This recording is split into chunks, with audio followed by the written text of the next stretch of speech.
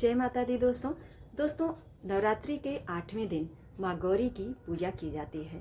माता गौरी को सुहाग की सामग्री आज के दिन विशेष रूप से समर्पित की जाती है। जैसे कि साल 2025 की नवरात्रि 8 दिन की पड़ रही है और अष्टमी तिथि का पूजन 5 अप्रैल दिन शनिवार के दिन किया जाएगा उदया तिथि के अनुसार। 4 तारीख की शाम से अष्टमी तिथि प्रारंभ हो जा रही है, जो कि 5 तारीख की रात्रि में जाकर के समाप्त हो रही है। ऐसे में उदया तिथि का मान मिलते हुए अष्टमी तिथि पर माँ गौरी का पूजन 5 तारीख दिन शनिवार के दिन किया जाएगा। माता गौरी को समर्पित करने के लिए जो वस्तुएं होती हैं उनमें जैसे कि माँ को भोग प्रसाद के रूप में आज के दिन दही और नारियल विशेष रूप से चढ़ाया जाता है। इसके साथ ही दोस्तों कुछ सुहाग की सामग्री जिनमें कि चूड़ी, बिंदी, इस तरह से समस्त सामग्री होनी चाहिए। इसमें तो 16 सामग्री है। यदि आप इतना नहीं ले सकते हैं तो 5 वस्तुएं विशेष रूप से आप ऐड करें, जिनमें कि सिंदूर, चूड़ी, बिंदी और नारियल चुनरी। यानी वस्त्र और नारियल और सुहाग का प्रतीक चूड़ी, बिंदी, सिंदूर होता है।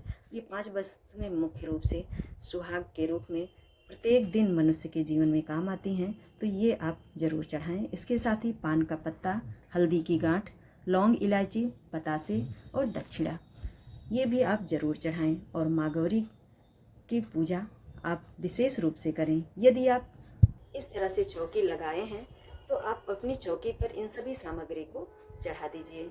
यदि आप चौकी नहीं लगाए हैं तो किसी मंदिर में जा कर के आप वहाँ दान कर दीजिए, क्योंकि ये दान की जाती हैं सारी वस्तुएं।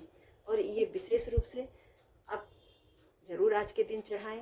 और दान स्वरूप में यदि आपके घर में कोई बड़ी महिला हैं, सासू माँ हैं, ननद हैं, तो उनको भी आप दे सकते हैं। ऐसे कोई ज़रूरी नहीं कि आप मंदिर में ही जा कर के दान करें। आज के दिन सुहाग की वस्तुएं माता को चढ़ाना और दान करना अत्यधिक शुभ माना जाता है। हमारे शास्त्रों में अष्टमी तिथि का इसीलिए विशेष महत्व है।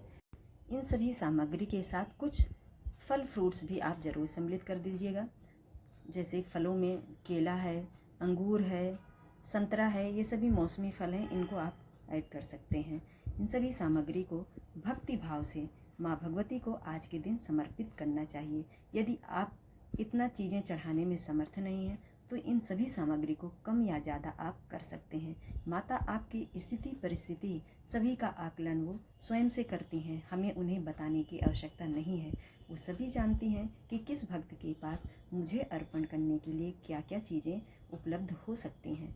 तो आप भी मन में संशय न लेकर के भक्ति भाव से चाहे 2 ही चीज़ें आप चढ़ाइए सुहाग की, परंतु आप अष्टमी तिथि में माँ भगवती गौरी की प्रसन्नता के लिए इन सभी सामग्री को आप ज़रूर चढ़ाएं। जय माता दी। जानकारी हेल्पफुल हो, लाइक, शेयर, सब्सक्राइब भी ज़रूर कर दीजिएगा।